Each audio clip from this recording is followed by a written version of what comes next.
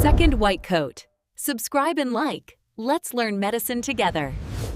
You know, doctors are a lot like detectives. Their crime scene, it's the human body. And they're constantly on the hunt for clues, symptoms, test results, scans, all to solve these incredible mysteries happening deep inside us. And today, we're going to crack a case just like that. So here's the central puzzle for us today. And it's a real head-scratcher, isn't it? How can a pattern of swelling in the brain, of all places, point doctors to one single, tiny blockage? It sounds almost impossible, but stick with me, because by the end of this, you're going to see exactly how they pull it off. All right, so every good medical mystery starts with a patient. Let's meet ours and find that first big clue in our investigation. So our story starts in the ED. We've got an 8-year-old girl who's been brought in, and she's in pretty bad shape. Her family is obviously worried sick, and for the medical detectives here, the clock is officially ticking. Okay, so what are the clues? Well, she's got a severe headache, she's lethargic and fatigued, and she's been vomiting. Now, to you and me, that might sound like a bad flu, but to a doctor, oh no. That combination is a huge red flag. It's screaming rising intracranial pressure, which is a really dangerous buildup of pressure inside the skull. So, the team moves fast. They rush her for a CT scan of her brain. And what they find? Well, it's the critical piece of evidence, the one clue that's going to blow this whole case wide open. And here it is. This is the key. The scan shows this really specific pattern of swelling in the brain's ventricles. Those are the fluid-filled chambers. Look at this. The 2 big lateral ventricles are swollen up. The third one is swollen up too. But, and this is everything, the 4th ventricle is totally normal. This isn't just random swelling, you guys. This is a code. So to crack that code, first we need a map. We have to get our heads around the brain's internal plumbing system. How is fluid supposed to move through there? This whole system is all about something called cerebrospinal fluid, or CSF for short. And honestly, the best way to think about it is like the plumbing in your house. It's this whole network of pipes and chambers, and its job is to keep fluid moving, cushioning the brain and giving it nutrients. When everything's working, you don't even notice it. But you get one little clog, and suddenly you have a huge problem on your hands. So what's the normal route for this fluid? Think of it like a one-way street. The journey starts up in the big lateral ventricles. From there, it flows down into the 3rd ventricle. Then it has to squeeze through this super narrow channel called the cerebral aqueduct to get to the 4th ventricle. And finally, it exits, circulates around the brain, and gets reabsorbed. Easy enough, right?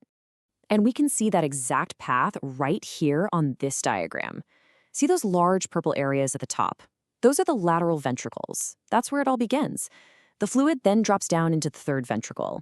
And then, look closely, it has to squeeze through that tiny little channel, the cerebral aqueduct, to get down into the 4th ventricle below it.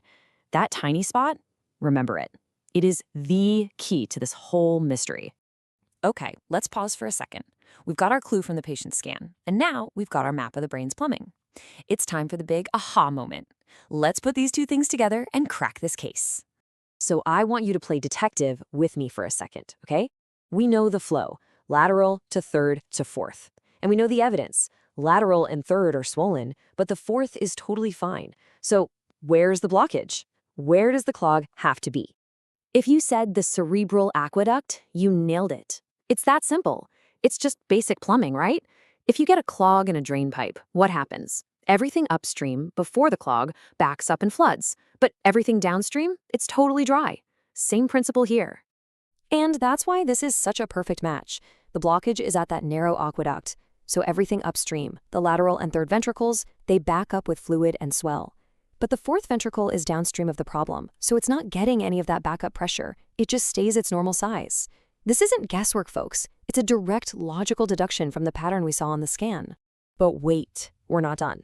A really good detective doesn't just point to the most obvious suspect. They prove, beyond a doubt, why it couldn't be anyone else. So let's rule out some other suspects. Let's look at other possible locations for that blockage. This chart lays it all out perfectly. Let's think about it. What if the blockage was way at the end of the line, where the fluid gets reabsorbed?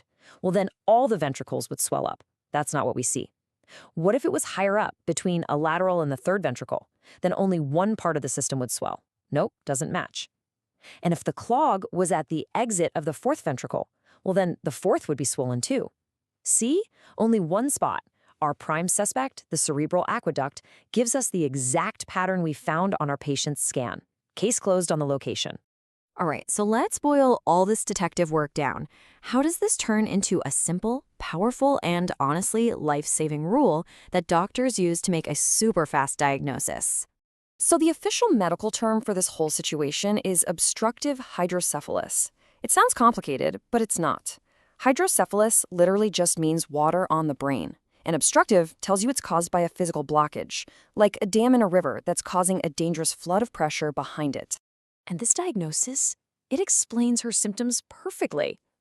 That terrible pressure building up inside her skull, that's what's causing the killer headache and the vomiting. And as that pressure starts squeezing important parts of the brain, well, that's where the lethargy and fatigue come from. See how it all just clicks into place? And this brings us to the golden rule, the big takeaway from all of this. It's a simple but incredibly powerful piece of logic. A doctor sees a scan where the lateral and third ventricles are enlarged, but the fourth is normal. And boom, they know instantly that the problem is a blockage in the cerebral aqueduct. It is a truly beautiful piece of medical deduction. So we figured out where the problem is with amazing precision. But that just opens up the next big question, right? What is actually causing that blockage? Is it something the girl was born with, like a narrowing of that channel, or is it something more sinister, like a tumor pressing on it? Finding that out is the next chapter in this story for the doctors. But the most important thing is, by cracking the ventricle code, they now know exactly where to focus their search.